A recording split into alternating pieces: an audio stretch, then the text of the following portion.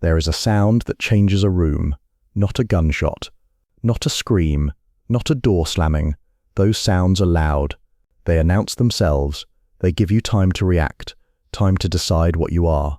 The sound that changes a room is quieter than all of those. It is small and metallic and precise.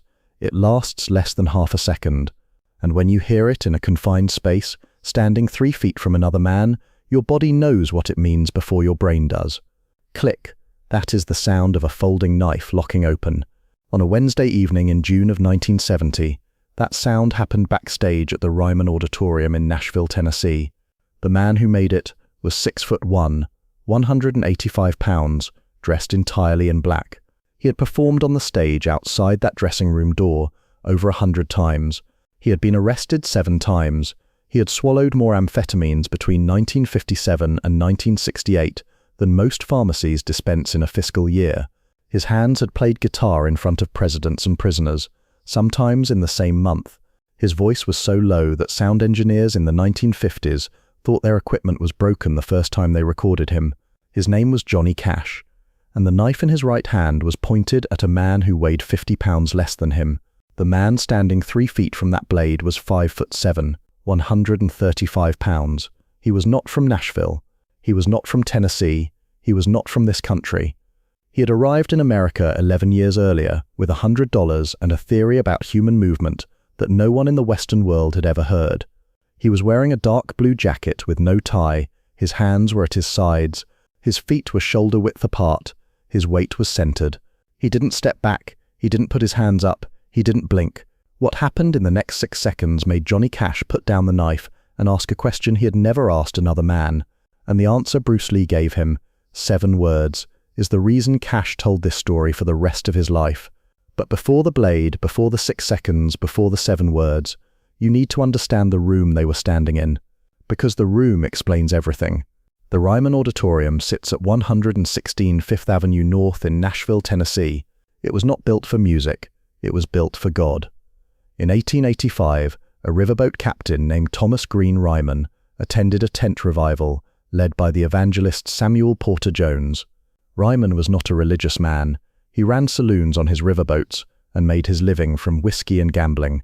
He went to the revival to heckle. He stayed to convert. The experience changed him so completely that he pledged to build a permanent tabernacle for the city of Nashville. Construction began in 1889. The building opened in 1892 as the Union Gospel Tabernacle. It seated 2,262 people in wooden church pews that were bolted to the floor. The acoustics were designed for a single human voice, speaking from a raised platform, no amplification, no instruments. A man standing at the pulpit could whisper, and the person in the last row of the balcony could hear every syllable. When Thomas Ryman died in 1904, the building was renamed in his honor. It drifted between uses for decades: lectures, civic meetings, the occasional concert. Then, in 1943, the Grand Ole Opry moved in. The Opry stayed for 31 years, and the Ryman became the most important stage in country music. The oak planks of that stage absorbed the boot heels of Hank Williams, Patsy Cline, Minnie Pearl, Roy Acuff, and Loretta Lynn. The wood warped slightly from decades of sound and sweat. By 1970, you could feel the history through the soles of your shoes. Backstage at the Ryman was not glamorous. The dressing rooms were converted Sunday school rooms from the Tabernacle era. The hallways were narrow, the brick was exposed, the floors were uneven. The plumbing was unreliable, the lighting was industrial, bare bulbs in ceramic sockets, the kind that hum when they heat up. The largest dressing room, stage left, measured roughly 12 feet by 14 feet. It had a vanity mirror surrounded by those bare bulbs, a leather couch that sagged in the middle from years of guitar cases and tired bodies, a single wooden chair, and a door that was almost always open. That was Johnny Cash's dressing room.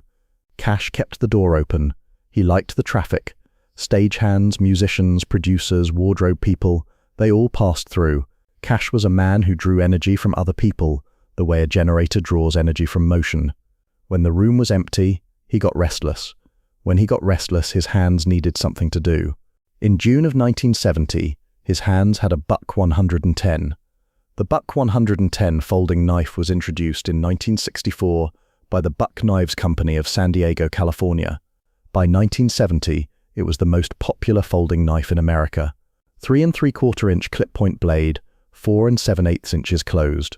Brass bolsters, ebony crestwood handle.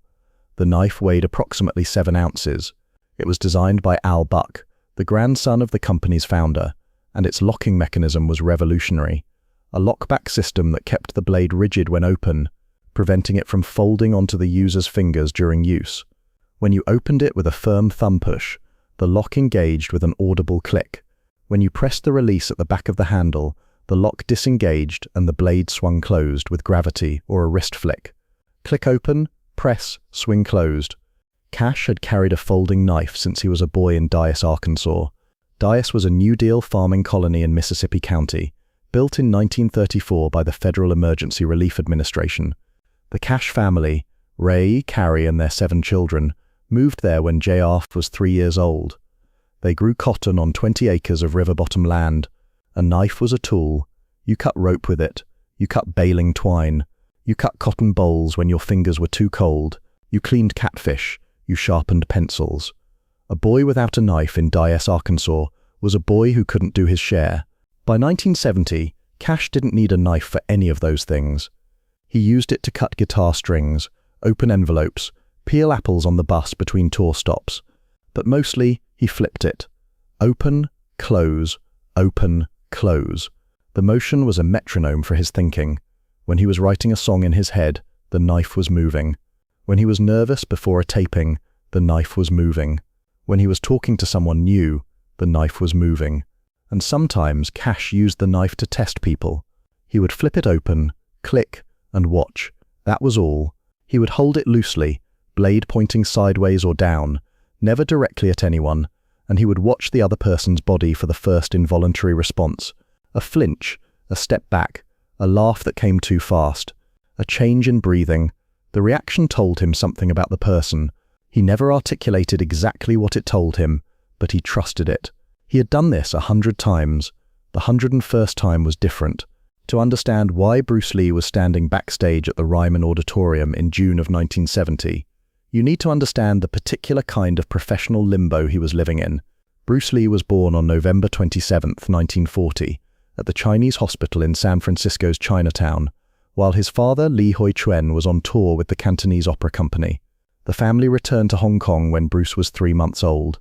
By the time he was 18, he had appeared in 20 films as a child actor, studied Wing Chun under IP Man, gotten into enough street fights to worry his parents, and been sent to America with $100 and a first-class ticket on the SS President Cleveland.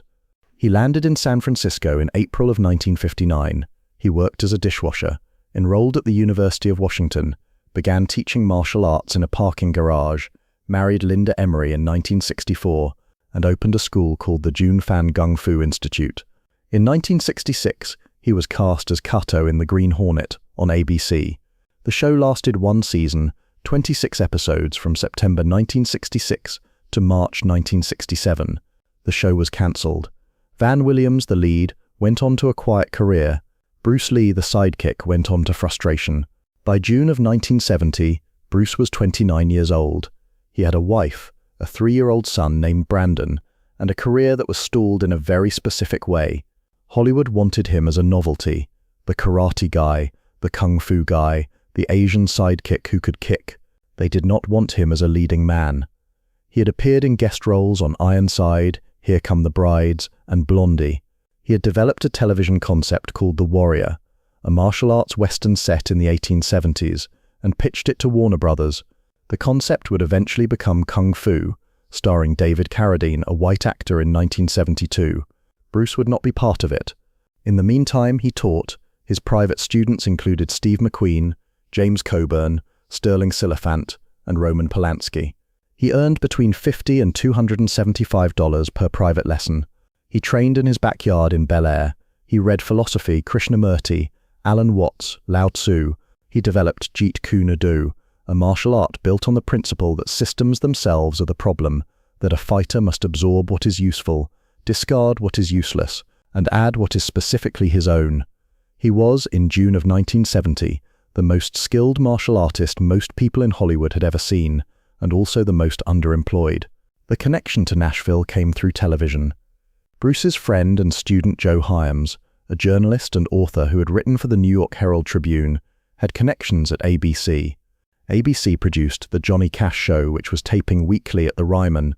Someone, the specific name is lost, floated the idea of Bruce appearing on the show, not as a guest performer in the traditional sense, but as a demonstration between musical segments. The martial arts guy does a few kicks, maybe breaks a board. Johnny introduces the next song. Bruce flew to Nashville. The appearance was never finalized. The details of why vary depending on the source. Scheduling conflicts, segment length disputes, a general lack of enthusiasm from the show's producers about how to frame a martial arts demonstration for a country music audience. But Bruce was already in Nashville. He was backstage at the Ryman, and someone brought him to the open door of the largest dressing room on stage left. Cash was on the leather couch. His legs were extended, boots crossed at the ankle. They were black boots, the same ones he wore on stage, the same ones he would wear in every photograph for the next 33 years. The Buck 110 was in his right hand. Click, open, swing closed. Click, open, swing closed. A production assistant appeared in the doorframe with a compact man in a dark blue jacket. "Johnny, this is Bruce Lee." He was on the Green Hornet. Cash looked up. The knife was open in his hand. He took in the man in front of him the way he took in everyone, quickly, with an assessment that lived behind his eyes and never fully reached his mouth.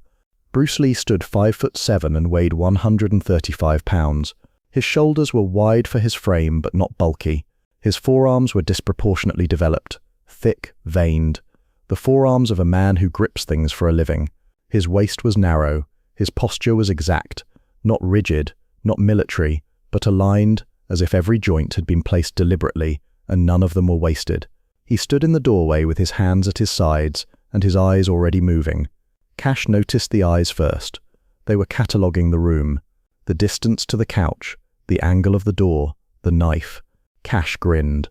"So you're the fella that kicked the Green Hornet's enemies." Bruce's expression didn't change. A half-second pause. "I was the sidekick." Cash pointed the closed knife at him, playfully. "Nobody who looks at you thinks side anything. There are 3 other people in the room. A sound engineer named Dale, who is packing cables from the night's taping into a road case. A wardrobe assistant named Margaret, who is folding one of Cash's black shirts into a garment bag. And the production assistant who brought Bruce in, a young man whose name no one remembers. All 3 are doing their jobs. None of them are looking at the couch.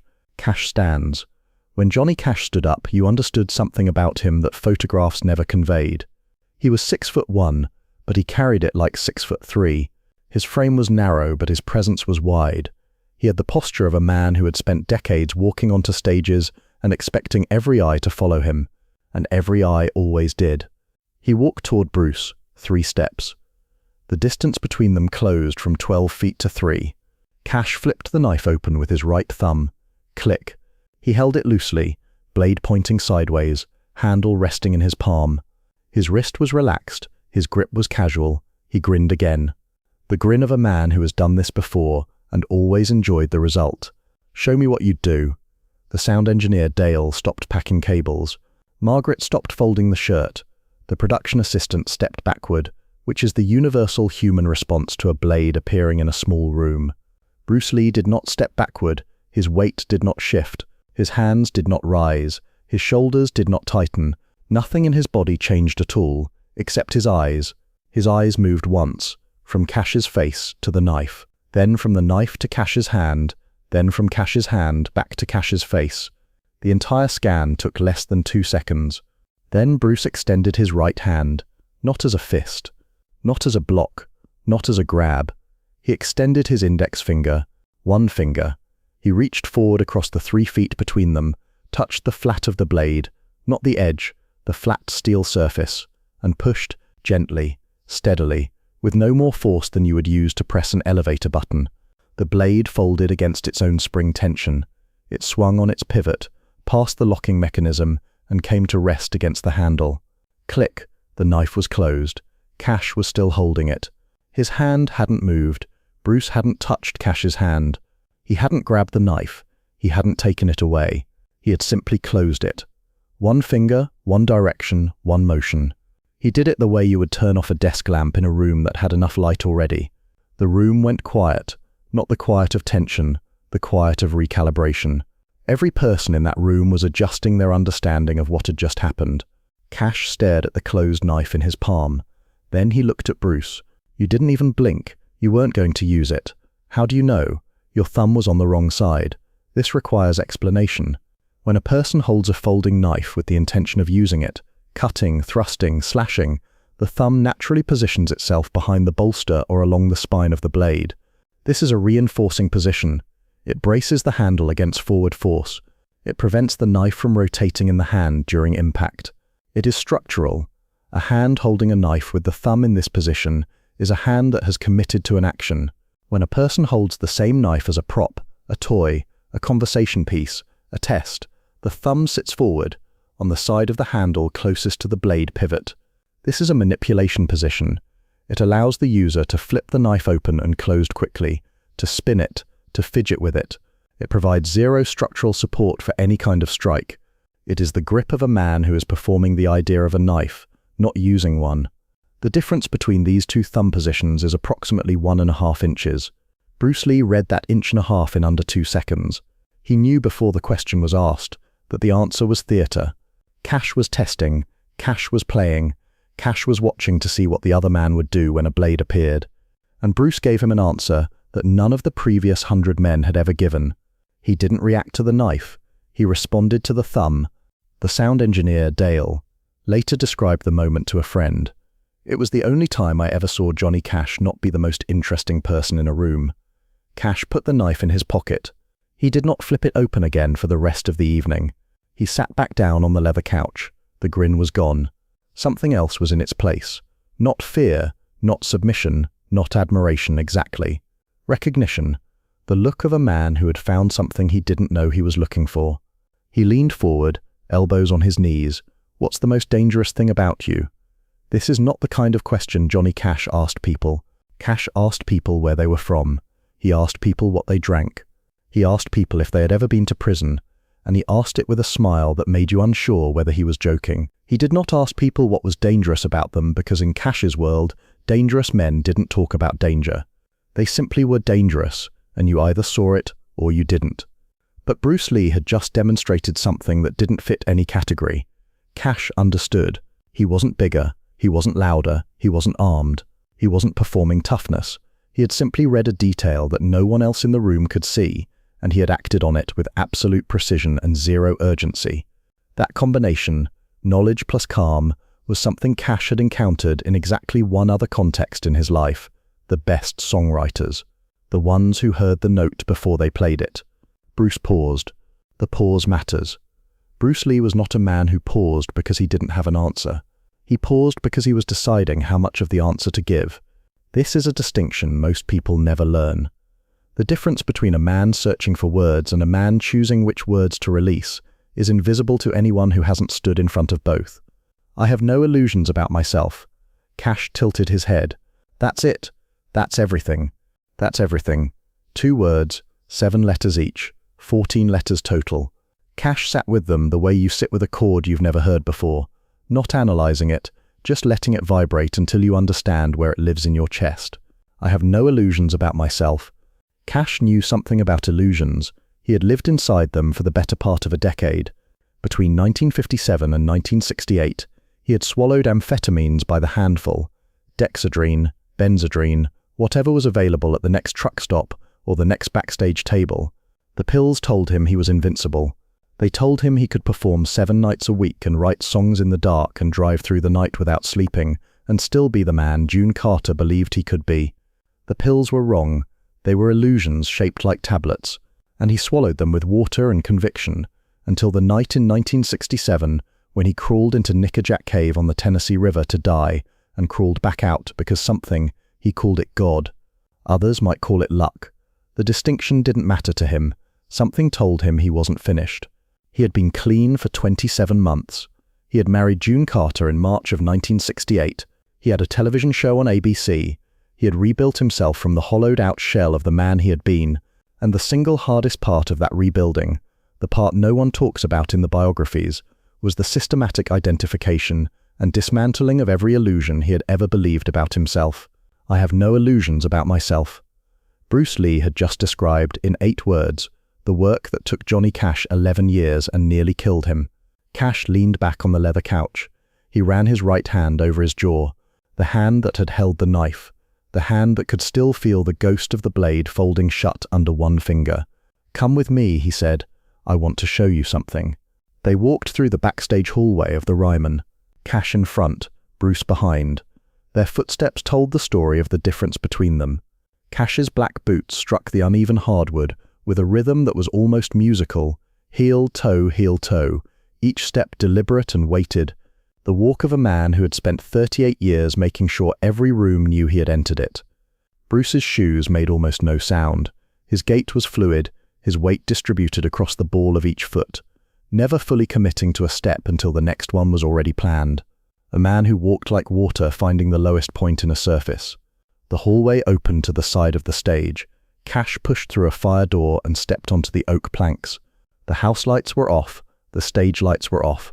The only illumination came from the exit signs above the doors, dim red rectangles that cast the pews in a color that made the auditorium look like the inside of a dark lantern. 2,262 pews. Empty. The air still held the ghost of that evening's taping. The warmth of bodies, the residue of applause, the faint metallic tang of microphone cables and amplifier tubes cooling down. The Ryman was built for sound to travel forward, from pulpit to congregation, from stage to audience. With no audience present, the sound had nowhere to go. It simply stayed, hovering in the vaulted space above the balcony like smoke with no wind to carry it. Cash sat on the edge of the stage. His long legs dangled over the side, boots hanging 3 feet above the floor of the front row. He patted the oak beside him. Bruce did not sit. He stood near the proscenium, weight shifting slightly from one foot to the other. Not restlessness, but readiness. A body that had been trained to move did not easily agree to stop. "This building was built for preaching," Cash said. His voice traveled the full length of the auditorium and came back to him slightly delayed, a whisper of its own echo. A man named Ryman built it because he heard a sermon that changed his life. He was a drunk and a gambler, and he walked into a tent and walked out a different man. Spent every dollar he had to build this place so other people could hear what he heard. Cash looked out over the empty pews. "I've stood on this stage and felt that, not God exactly. Something, the thing that happens when 2,000 people go quiet at the same time. You ever felt that?" Bruce considered the question. "Every time I teach," he said. "Not 2,000, sometimes 1. When a student stops thinking about the technique and starts doing it, there is a silence inside the movement. That is the closest thing I know to what you're describing." Cash nodded slowly. "Silence inside the movement. I'd write that down if I had a pen." "You'll remember it." "How do you know?" "Because you just repeated it exactly." They talked for 2 hours. The content of those 2 hours cannot be fully reconstructed. There were no recording devices running. The sound engineer, Dale, had gone home. Margaret had gone home. The production assistant had gone home. The only 2 people in the Ryman Auditorium were a country singer from Arkansas and a martial artist from Hong Kong, sitting and standing on a stage built for sermons, talking in a building designed to carry every word to the back wall. What can be reconstructed is the architecture of the conversation, the places where their lives ran parallel, and the places where they diverged. Both were outsiders who became institutions. Cash was the son of a cotton farmer in the Mississippi River floodplain. He picked cotton beside his family from the time he could walk behind a row. He enlisted in the Air Force at 18, learned guitar in the barracks, auditioned for Sam Phillips at Sun Records in Memphis. In 1955, with a gospel song that Phillips rejected, Phillips told him to come back with something different. He came back with Hey Porter and Cry Cry Cry. He was told his voice was too deep. He was told his arrangements were too sparse. He was told he looked too dark, too severe, too much like a man who had done time even before he had done anything wrong. He made every criticism his identity. The man in black was not a costume. It was a translation of everything the industry told him he couldn't be into everything he was. Bruce was the son of a Cantonese opera performer. He was a child actor in Hong Kong, 20 films by the time he was 18. He studied Wing Chun under IP Man, fought in rooftop matches as a teenager, was sent to America by parents who feared he would end up dead or in prison. He arrived in San Francisco with $100 and no degree, and a theory about fighting that contradicted every martial arts school in the world. He was told he was too small to lead. He was told he was too Asian for American audiences. He was told that no one would pay money to watch a Chinese man beat white men on screen. He made every rejection a plank in his philosophy. Jeet Kune Do, the way of the intercepting fist, was not just a fighting style. It was an answer to every person who told him the system wouldn't allow him in. Cash understood this, not intellectually, in his body, in the memory of every radio programmer who told him Folsom Prison Blues was too dark for daytime airplay, in the memory of every network executive who told him a television show hosted by a man with an arrest record was a liability. He understood what it meant to carry rejection not as a wound but as a compass. They told me my voice sounded like a coffin lid closing. Cash said. I said, good. Some people need to hear that sound. Bruce almost smiled. Almost. The corner of his mouth moved approximately 2 millimeters. They told me audiences wouldn't accept an Asian lead. Bruce said. I said the audience hasn't met me yet. Cash pulled the buck 110 from his pocket. He held it out to Bruce, handle first, blade closed. A peace offering, an invitation. Show me what you saw. The thumb thing. Bruce took the knife. He opened it with a motion so controlled that the lock engaged without a sound. No click, just the silent arrival of the blade into its open position. He held it in front of Cash and rotated it through 4 grips. First, the hammer grip, blade extending from the bottom of the fist, thumb wrapped over the top of the handle. Cash recognized this. It was instinctive, the way most people grabbed a knife when they meant business. Second, the saber grip, blade extending from the top of the fist, thumb on the flat of the handle. More precise, more control, less power, the grip of a trained knife fighter. Third, the reverse grip, blade extending from the bottom of the fist, but pointing backward toward the user's own body. The grip of a man expecting to fight at very close range, ugly, intimate. Fourth, the Filipino grip, blade and handle held loosely between thumb and 2 fingers, like a paintbrush. Maximum range of motion, minimum force. The grip of a man who understands that a knife is a lever, not a hammer. Each grip changed the position of the thumb. Each thumb position told a different story. Your thumb was here, Bruce said, holding the knife in the position Cash had used. The prop position, the fidget position, the thumb forward on the pivot side. This is the grip of a man who likes his knife. It is not the grip of a man who needs it. The difference is everything. He closed the knife and handed it back. A blade tells you more about the hand holding it than about the edge. Cash took the knife. He turned it over in his palm, looking at it as if he had never seen it before. You just described every songwriter in Nashville, Cash said. The song tells you more about the man writing it than about the words. Cash reached into his jacket and pulled out a guitar pick. It was not a standard pick. It was black tortoiseshell, real tortoiseshell, the kind they stopped making when the hawksbill sea turtle was listed as endangered. Custom cut, slightly thicker than commercial picks, with the initials JR scratched into the surface with what appeared to be the tip of a pocket knife. I want you to have this, Cash said. You'll never play guitar with it. That's the point. Keep something useless that came from someone who understands you. Bruce took the pick. He held it between his thumb and index finger, examined it the way he examined everything, with total attention and no visible opinion. Then he put it in his jacket pocket. He reached into his own pocket and pulled out a small roll of white athletic tape, the zinc oxide tape he used to wrap his knuckles during heavy bag training. He tore off a strip, roughly 2 inches long, and pressed it onto Cash's right thumb. The thumb that held the knife, the thumb that was on the wrong side. The next time you hold a blade, Bruce said, your thumb will feel this. You'll think about which side it's on. Cash looked at the tape on his thumb. He laughed. Not the stage laugh, not the performer's laugh that rolls across an auditorium and makes 2,000 people feel like they're in on something. This was a private sound, short, real. The laugh of a man who had been genuinely surprised, which was something that almost never happened to Johnny Cash. They walked through the backstage hallway toward the loading dock exit on 4th Avenue North. The hallway was empty now, lit by a single caged bulb that buzzed at 60 cycles. Cash's boots echoed off the exposed brick. Bruce's shoes did not. At the loading dock door, they stopped. The Nashville night was warm and humid, the kind of June air that sat on your skin like a damp cloth.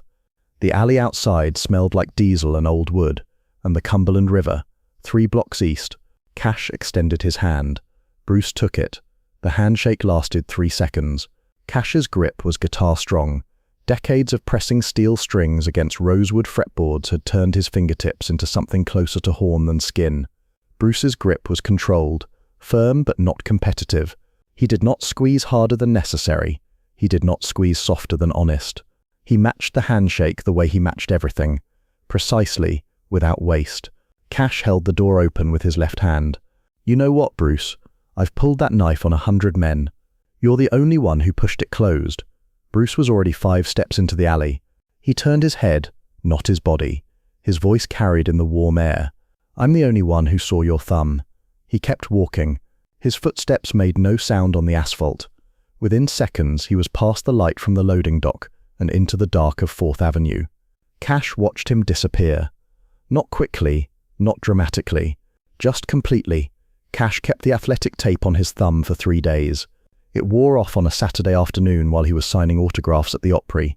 He noticed its absence immediately, the way you notice when a ring you've worn for years slips off in the shower. He reached for his pocket, found the buck 110, and opened it. Click. He looked at his thumb. It was on the pivot side. The prop side, the wrong side.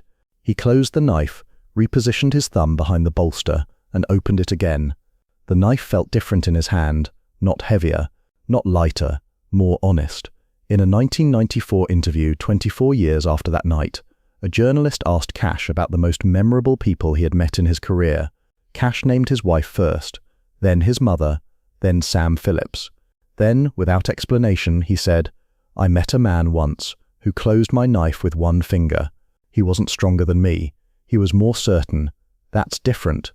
He did not say Bruce Lee's name. He didn't need to. The story had traveled through Nashville's Backstage whisper network for 2 decades. Everyone who worked the Ryman in the early 70s had heard some version of it. The details shifted. Sometimes the knife was a switchblade. Sometimes Bruce caught it in midair. Sometimes Cash threw it. But the ending was always the same. The thumb was on the wrong side. Bruce kept Cash's guitar pick.